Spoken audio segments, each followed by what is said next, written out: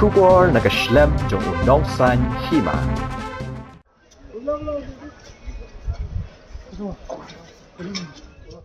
Katanat PWD kala Pyndep sa Public Accounts Committee jong kayang dorbar tauan ka jenla. Baka Jingkieng ka balasa teng ha Umpling kan salong ban pendenkam na du katayo ka bukod jo Bnai Lber mentaus nem. Habakren sikilat patay kubor u chairman ka committee uba Charles Pingrum MLA ulayathu bahagas ngi baar ka committee kalay kendo ye kihe katanat PWD bat PHE banyak kren halor ka Jingkieng ha Umpling ka jingsna ye kisurak ha kisnong bat kiskim sam hanongra. Nakalyang uba Charles ulaong baka tanat PWD kala Pyndep baka jingsna ye katay ka Jingkieng ha Umpling. Kalajan poy siya kabakon, bat onla ban pendenkam yaka nadu katayo bakot jong Bnai Lber arajar arpuar. Review today the recent just concluded meeting with the officers of the Department of PHE and PWD Department, whereby we reviewed the ongoing projects which are the construction of the double-lane bridge at Umpling, connecting Shillong City to New Shillong via Umpling, and also the internal roads which form an integral part of the communication lines between Shillong and again towards Negrims, and the Nongra water supply scheme. In the course of our discussion with the officers, we have been made to understand that there has been progress, albeit a little slow. Well, that can be compounded because of the pandemic that, brought the work to a standstill in the year 2020, the month of March, and the subsequent fallouts because of the various restrictions imposed by the district administration, which had to be done so to avoid the spread of the pandemic. However, we are pleased to know that this bridge, which is an important connector between the two parts of Shillong, is nearing completion, and we have been informed that by the end of March, we will be able to use it, which means the connector will be open from there to connect Umpling. So that is part of the bridge. Now, where the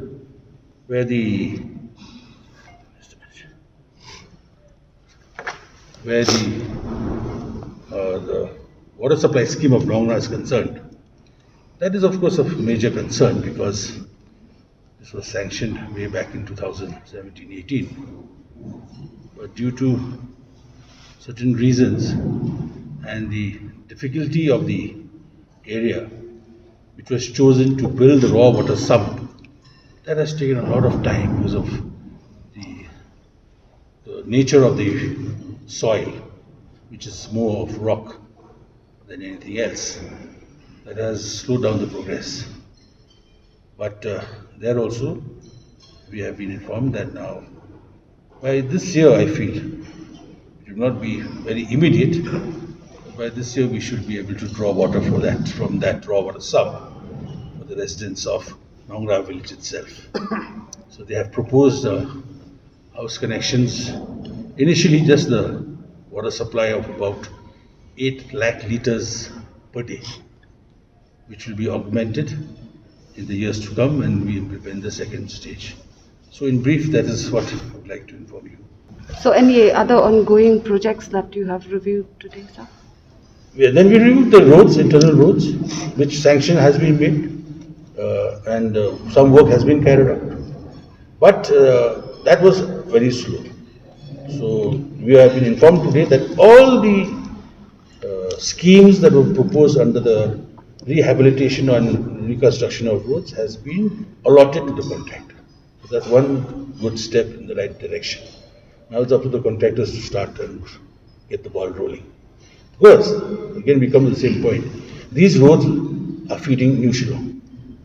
So we cannot take it lightly. It's not a question of Nongra, Umpling or anybody. These roads are the arterial roads that lead. So if you want decongestion of Shillong, you have to take special attention of these roads. One borewell will supply this sump, and other two will go straight to the intake tank for their treatment plant. So what is the water supply this thing in Nongra as of now? Well, as of now, see, there is water, but it's concentrated in a certain area of Nongra. Now, to bring that water to the top of to the highest point of the Shnong will require large pumping sets.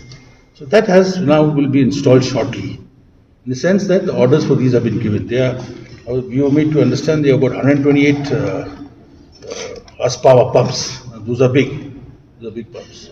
So once they supply to the main reservoir tanks, the intake tanks, then after treatment, it should go down as gravity.